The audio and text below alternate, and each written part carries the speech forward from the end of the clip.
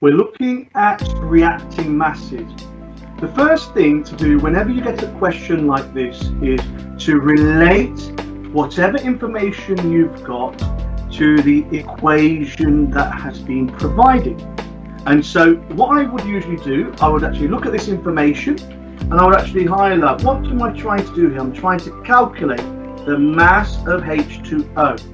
And that is reacting with 5 grams of SiCl4. Now I've got my equation, and so what I would do here, I know the mass, M, I've put that mass as M there, is 5 grams. And I'm trying to work out the mass of H2O. So the first thing what we start looking at here is this. We start saying, okay, let's work out the moles of what we've got. So we've got the mass, 5 grams, and we've also got the formula of SiCl4. So what we can do, we can look at our periodic table and we can actually work out the MR of it.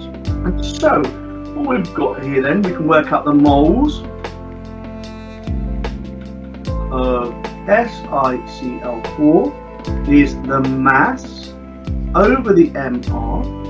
We know the mass was 5 grams, and we divide that by silicon's atomic mass is 28.1 and chlorine's atomic mass is 35.5, but we've got 4 of them. Yeah, so we have to times that by 4, and so it's 5 divided by 170.1 by taking the sum of that, which is equal to 0.029 moles. So we've worked out the moles of SiCl4, and this is the reacting moles. So how many moles have reacted based on 5 grams of SiCl4? It's 0.029 moles.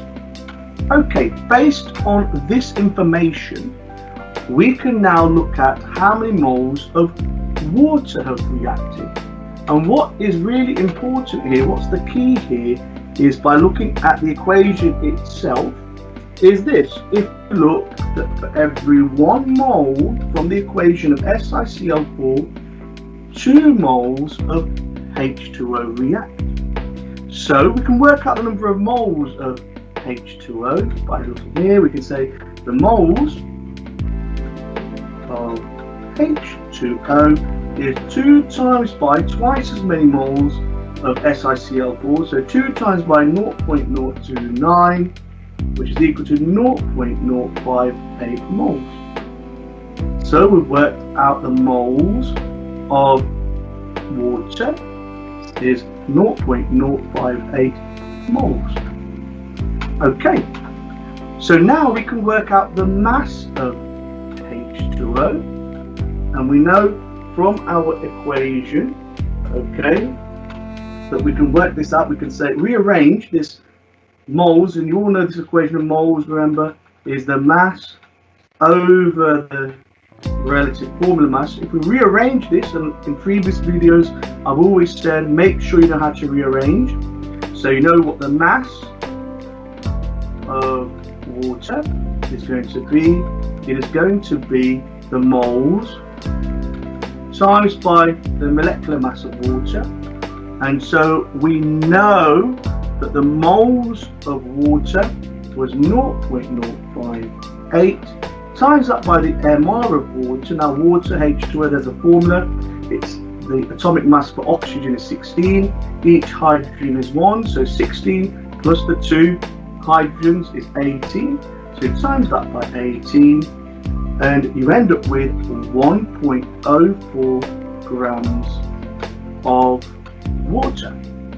So there are several skills which are involved in this particular question when you're looking at reacting masses. The first thing always to do is to ensure that you highlight the main pieces of information in text and relate that to the equation provided. Then you need to work out the number of moles from wherever you've got the mass already given and the actual formula where you can work out the molecular mass, and then you can work out the moles there, the mass over the molecular mass. Once you've got the number of moles, okay, you can work out the moles of the substance you're trying to work out the mass for. And by looking at here, you had twice as many water molecules, so you had to times that number of moles of SiCl4 by 2, and that's why 0.058 moles of H2O reacted. Then by simple rearrangement, you can work out the mass of H2O by taking the moles and timesing that by the formula mass or the molecular mass, and of water it's 18, and so 1.04 grams of water was required to react with the 5 grams of SiCl4.